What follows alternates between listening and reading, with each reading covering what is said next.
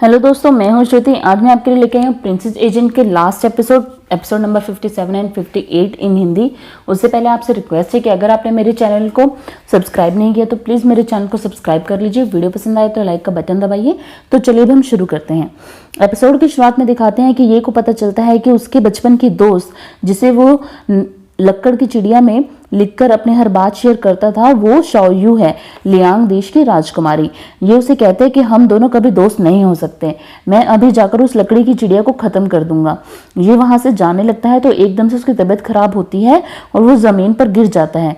शाओयू अपनी तलवार निकालती है और यो पर रखकर कहती है कि मैंने तुम्हें बहुत ढूंढा, अब जब तुम मिले हो तो इस तरह तुम्हारी वजह से मैं अपने मिशन पर फोकस नहीं कर पा रही हूँ। तुम्हारे जाने के बाद ही मैं अपनी तरह वापस बन जाऊंगी। वो तलवार ये की तरफ बढ़ाती है और कहती है कि मैंने तुम्हारी चिट्ठी में पहले से ही ड्रग मिला रखा था ताकि तुम थोड़े बेहोशी की हालत में रहो। वो ये तलवार की तरफ बढ़ाती तो है पर फिर अपना मुंह फेर कर खड़ी हो जाती है। ये उठता है और पूछता है कि तुमने मुझे मारा क्यों नहीं। शाओयू कहते हैं कि बचपन से मेरा कोई और दोस्त नहीं रहा तुम्हारे सिवा। ये अलग ही फीलिंग थी। मैं अपनी ही अच्छी यादों को खुद ही खत्म नहीं कर सकती। फिर वो ये को बताती है कि तुम तो बहुत इंटेलिजेंट हो, तुम्हें कैसे नहीं पता चला कि जिंगशालो ही लेही की बेटी है। लेहे और ग्रीन हिल कोर्टयार्ड जन्म जन्म से दुश्मन है। ये उसकी बात का जवाब नहीं देता और वहां से चला जाता है, ये कहकर कि आशा करता हूं कि हम भविष्य में कभी आगे नहीं मिल पाए। ये अपने कमरे में आकर पुरानी बातें सोचता है। जिंगशालो को उसने कुंफू सिखाया, उसके साथ होना, डॉक्टर का ये को बताना कि इस लड़की में एक अलग ही ताकत है जो काफी ठंड को भी झेल सकती है। की का ये को बताना है कि लियो की बेटी पिछले साल से गायब है और तभी ही हमें जिंगशालो मिली है। और महारानी का वो लेटर जिसमें जिंगशालो के लियो की बेटी होने की आशंका थी। फिर वो याद करता है कि उसने कैसे जिंगशालो को गले लगाया था, उसे किस किया था और उसे इजहार किया था कि उसे भी जिंगशालो की जरूरत है। इधर शुनेर शोंग से मिलने आती है। शोंग शुनेर को देखकर खुश हो जाता है और कहता है कि मुझे अच्छा लगा कि तुम जिंदा हो, तुम कैसी हो। माँ चलेगी, पिताजी ने तुम्हें छोड़ दिया, यानशुन की नफरत, तुम इन सबको कैसे झेल पा रही हो, तुम्हारी तबीयत कैसी है। शुनेर कहती है कि मैं अब ये सब याद नहीं करना चाहती, मुझे भूख लगी है। सोंग शुनेर के लिए खाना बनाकर बाहर लेकर आता है तो शुनेर वहां से चली गई होती है और उसने जमीन पर लिखा होता है कि अब हम अगले जन्म में मिलेंगे भाई बहन बनकर। इधर यानशुन के सर पर बहुत दर्द होता है तो सैनिक एक लेडीज डॉक्टर को बुलाकर लाता है। उस डॉक्टर ने अपने आप को पूरा कवर कर रखा होता है कि कोई उसका फेस भी नहीं देख पाता है। यानशुन पहले उसे अपना सर दबाने को कहता है और पूछता है कि तुमने अपना चेहरा क्यों छिपा रखा है। वो डॉक्टर कहती है कि थोड़े समय पहले मेरे घर में आग लग गई थी और मेरा परिवार भी पूरा उस आग में जल गया था और मेरा चेहरा भी उसमें जल गया था, इसलिए मैं मुंह ढक कर रखती हूँ ताकि कोई मेरे चेहरे को देखकर डरे नहीं, और मेरी आवाज़ भी तभी से ही खराब है। फिर वो डॉक्टर वहां से खड़ी हो एक्यूपंक्चर देने के बहाने से एक नोकीली चीज उठाकर यानशुन को मारने ही वाली होती है कि पीछे से एक दासी उसे देखकर चिल्ला पड़ती है। यानशुन तभी खड़ा हो उसका नकाब हटा देता है। उसमें शुनेर होती है जो डॉक्टर बनकर आई होती है। सैनिक भी अंदर आकर शुनेर के गले पर तलवार रख देते हैं। यानशुन सभी सैनिकों को बाहर जाने को कहता है और फिर वो शुनेर को भी वहां से जाने को कहता है। वो शुनेर से माफी मांगता है और खुद का ध्यान रखने को कहता है। शुनेर ये सुनकर रोने लगती है और चुपचाप वहां से चली जाती है और रास्ते में यानशुन का दिया हुआ तोहफा भी गिरा देती है। इधर शियांग को शाओयू का बदला हुआ लेटर मिलता है जिसमें ये लिखा होता है कि ये ने शियांग को सेना के साथ बुलाया है ताकि वो यानशुन पर हमला कर सके। डेंग फेंजी भी वहां होता है और डेंग फेंजी कहता है कि ये लेटर झूठा है। यानबी में मेरे कई जासूस हैं, उन्होंने ऐसी कोई खबर नहीं दी है कि यानशुन युद्ध की कोई अभी तैयारी कर रहा है। उसने अभी अभी एक युद्ध जीता है तो दूसरा युद्ध करने के लिए उसे अभी तैयारी करने की जरूरत है। यानशुन अभी ऐसा कोई कदम नहीं उठा रहा है मेरे जासूसों के हिसाब से, वरना मेरे जासूस मुझ तक ये खबर जरूर पहुंचा देते। पर जिसने भी ये लेटर भेजा है उसने ये सब ठीक ही किया है क्योंकि वो भी चाहता है कि हमें यानबी पर अभी हमला बोल देना चाहिए। आपको यानबी पर अभी हमला कर यानशुन को अभी खत्म कर देना चाहिए। अगर हम चुपचाप बैठेंगे और 3-4 साल ऐसे ही गुजार देंगे तो यानशुन फिर युद्ध की पूरी तैयारी करेगा, वो शांत नहीं बैठेगा। आपने हमारी पहली मुलाकात में कहा था कि जो भी वी पर नजर डालेगा आप उसे मार देंगे। हमें अब इसकी शुरुआत करनी चाहिए यानबी से। डेंग फेंजी की बातें सुन शियांग अपनी सेना को इकट्ठी कर युद्ध के लिए निकल पड़ता है। इधर की और मेंगफिंग ये को बताते हैं कि हमारे जासूस जुआंग किंग को यानशुन ने मार दिया है और उसके बच्चे अभी भी टेंपल में अकेले होंगे। ये कहता है कि मैं जुआंग किंग को ये कहता है कि ज़ुआंगकिंग को मैंने ही यानबी में जासूस बनाकर भेजा था, अब मैं ही उसके बच्चों को मिलने जाऊंगा। कि कहता है कि वो इलाका यानबी में आता है, आपका जाना वहाँ सही नहीं है। ये उसकी बात नहीं सुनता और इधर जिंगशालो भी उसी मंदिर में पहुंचती है। जैसे ही वो अंदर जाती है तो देखती है कि ये ज़ुआंगकिंग के बच्चों के साथ और अपने सैनिकों के साथ खाना बनाकर खा रहा होता है। जिंगशालो को देख कर ये सबको वहां से जाने को कहता है। जिंगशालो ये से कहती है कि ये इलाका यानबी में आता है, तुम यहाँ पर क्या करने आए हो। ये कहता है कि तुम मुझे पकड़ना चाहती हो तो पकड़ लो। जिंगशालो कुछ नहीं कहती और वहां बैठ जाती है। ये उसे खाना ऑफर करता है तो वो जिंगशालो वाइन उठाकर पीने लगती है। ये उसे कहता है कि तुम्हें तो वाइन अच्छी ही नहीं लगती थी। जिंगशालो कहती है कि वाइन पुराने दर्द भुलाने में अच्छा काम करती है, इसलिए मैं भी अब पीने लग गई हूँ।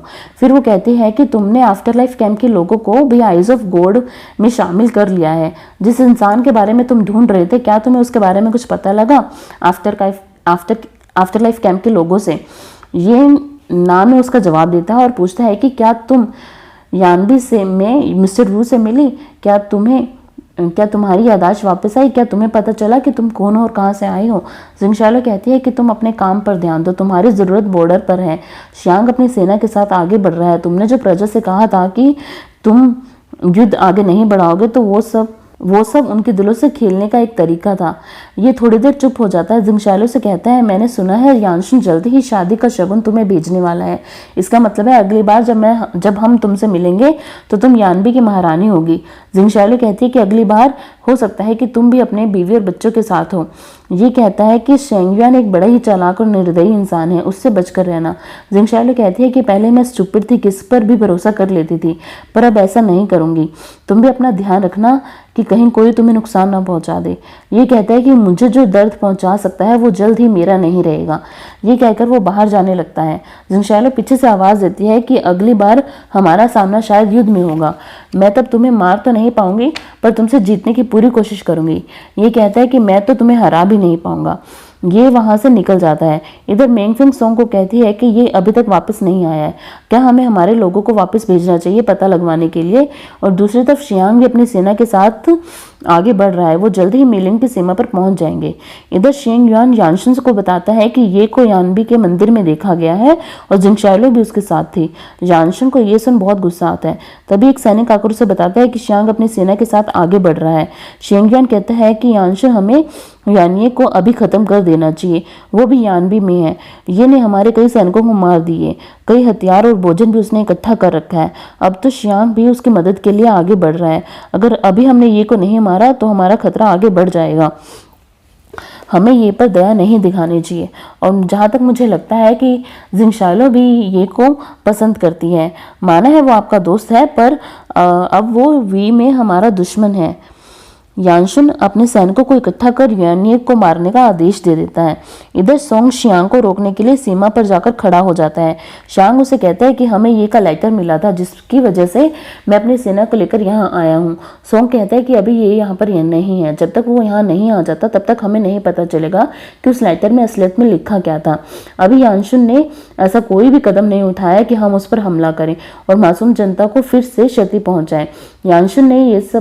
यानशुन ने जो किया वो इसलिए किया क्योंकि हमारे पिताजी ने सिर्फ एक शक के बिहाफ पर उसके सारे परिवार को खत्म कर दिया और यानबी को भी तहस नहस कर दिया।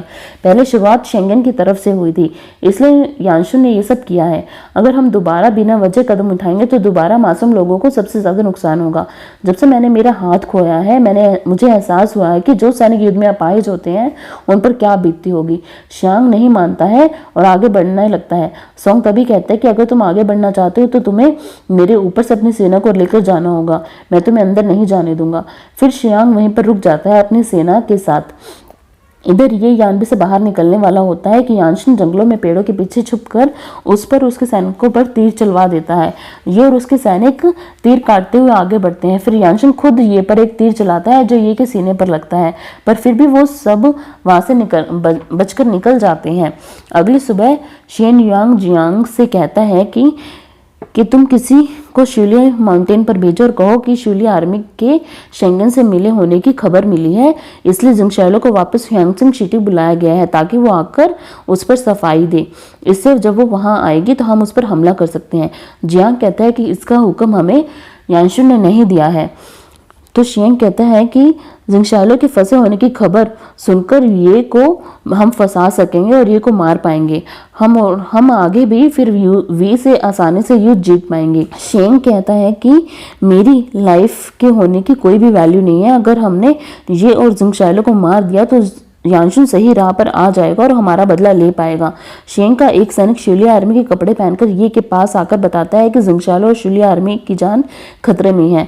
यानशुन को पता चल गया है कि आप जिंगशालो से मिले थे तो वो आपको मारने के लिए आगे बढ़ा। जब वो आगे बढ़ा तो जिंगशालो ने उसे रोकना चाहा और शुलिया आर्मी भी जिंगशालो का साथ देने लगी। तो इसलिए यानशुन के सैनिक अब जिंगशालो और शुलिया आर्मी को मारने पर तुले हैं। आप यहाँ से चले जाइए वरना हमारा मरना खराब हो जाएगा, बर्बाद हो जाएगा। आप जिंगशालो को छोड़कर यहाँ से चले जाइए। वो ये कहकर अपने ही जान ले लेता है। कि कहता है कि हम इसके साथ ये सब उनकी साजिश हो सकती है हमें फंसाने की। ये कहता है कि अगर ये बात 1% भी सही हुई तो मेरा जाना ही सही रहेगा, क्योंकि मेरी वजह से ही जिंगशालो और शुलिया आर्मी की जान खतरे में है। इधर शुलिया आर्मी का एक सैनिक जिंगशालो को बताता है कि यानशुन का आदेश है कि आप और शुलिया आर्मी के कुछ सैनिक आकर अपनी सफाई दें कि वो शुलिया आर्मी शेंगन के साथ नहीं मिली है और गद्दार नहीं है। जिंगशालो शुलिया आर्मी के कुछ सैनिकों के साथ आगे बढ़ती है। इधर मेंगफिंग सोंग को कहती है कि अभी तो शियांग अपनी सेना के साथ 50 मीटर दूर मेलिन की सीमा पर कैंप लगाकर बैठा है। अगर ये वापस नहीं आएगा तो यानबी पर वो हमला बोल देगा। इधर जिंगशालो बीच में रुकती है और सोचती है कि यानशिन पागल हो गया है, वो मुझे नहीं बल्कि ये को फंसाने के लिए और मारने के लिए ये चाल चल रहा है। वो शुलिया आर्मी को वापस मेलिंग बॉर्डर पर जाने को कहती है और खुद आगे बढ़ती है। रास्ते में वो यानशिन से मिलती है। यानशिन भी सेना के साथ आगे बढ़ रहा होता है। यानशिन उसे बताता है कि उसने ये को मार दिया। जिंगशालो कहती है कि तुम उसे अगर युद्ध में मारते तो कोई बात नहीं थी, पर तुमने उसे मेरा नाम लेकर फंसाया है और धोखे से उसे मारा है, ये सही नहीं है। यानशिन उसे पूछता है कि क्या तुमने कभी मुझसे प्यार भी किया है। जिंगशालो कहती है कि इन 3 सालों में मैंने सिर्फ तुम्हारी ही चिंता की है, तुम्हारे सपनों को खुद का सपना माना है, तुम हर उस इंसान से लड़ाई की है जो भी तुम्हें खत्म करना चाहता था। यानबे में तुम्हारे साथ रहना मेरा एक सपना था। मुझे नहीं पता कि ये प्यार था या कुछ और, पर तुमने जो किया वो सही नहीं है। यानबे आते ही तुमने मुझ पर, ज़ैंग पर, मिस्टर व्यू पर शक किया, अपनी नफरत से सब कुछ भुला दिया, मेरा नाम लेकर ये को भी फंसाया है। मैं अब ये को ढूंढने जा रही हूँ। अगर तुमने यानबी की धरती पर ये को मारा है तो मैं तुम्हें कभी नहीं माफ करूंगी। ये बोलकर वो वहां से चली जाती है। उधर ये अकेला ही यानबी के सैनिकों के साथ बर्फ के मैदान पर लड़ रहा होता है। उसे काफी चोट आई होती है। की भी दूसरी तरफ शेंग और उसके सैनिकों से लड़ रहा होता है। ये के सब सैनिक मारे जाते हैं। की को भी शेंग मार देता है। तभी जिंगशालो वहां पहुंचती है। शेंग जिंगशालो पर हमला करता है। जिंगशालो शेंग के माथे पर वार कर, आंखें दबाकर चाकू से उसके सीने पर वार कर उसे मार देती है।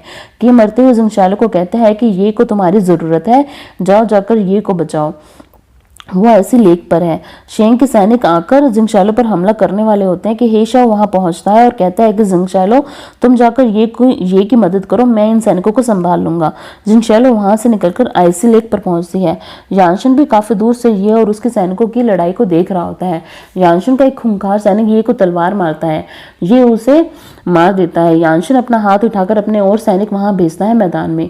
ये काफी बुरी हालत में होता है। तभी जिंगशालो अपने तीरों से उन सैनिकों को मारने लगती है। जिंगशालो उन्हें मारते हुए बिजी होती है कि तभी यानशिन तीर ये की तरफ मारता है जो सीधा ये के सीने के आर पार हो जाता है। ये नीचे बैठ जाता है। जिंगशालो उसके पास आती है। ये उसे वापस जाने को कहता है। ये के मुंह से खून बह रहा होता है। जिंगशालो रोते हुए ये को गले लगा लेती है और उसे कहती है कि मैं तुम्हें छोड़कर नहीं जाऊंगी। वो ये के माथे पर किस करती है और उसे उठने के लिए भी कहती है। ये उठ नहीं पाता है। वो उसे दोबारा माथे पर किस करती है। यानशिन को ये सब देखकर गुस्सा आता है और वो सोचता है कि जिंगशालो तुमने कभी मेरे प्यार को नहीं समझा। वो अपने और सैनिकों को मैदान में भेजता है। जिंगशालो ये से कहती है कि मैं अभी आती हूँ। जिंगशालो उन सैनिकों से लड़ने लगती है। ये नीचे लेट जाता है। बर्फ फटने लगती है। कई सैनिक पानी में गिर जाते हैं। यानशिन ये की परत को भी पानी में गिरा देता है। ये पानी में गिर जाता है। जिंगशालो भी उसे बचाने के लिए पानी में कूद जाती है। ये जिंगशालो की पीठ का निशान देख लेता है। ये को कंफर्म हो जाता है कि जिंगशालो ही लिए ही की बेटी है। वो जिंगशालो को बचाने के लिए उसे वापस ऊपर की तरफ धकेल देता है। जिंगशालो ऊपर की तरफ जाने लगती है। ये नीचे गिर जाता है पानी में। तभी जिंगशालो का निशान एक्टिवेट हो जाता है। जिंगशालो की आंखें अलग ही पावर में खुलती हैं और वो अभी भी पानी में ही होती है। एपिसोड यहीं खत्म हो जाता है और अभी कहानी खत्म नहीं होती है। प्रिंसेस एजेंट का सीज़न 2 अभी नहीं आया है, तब तक के लिए हमें इंतज़ार करना होगा। आपको वीडियो पसंद आए तो प्लीज़ लाइक का बटन दबाइएगा, मेरे चैनल को सब्सक्राइब कीजिएगा। Thank you very much.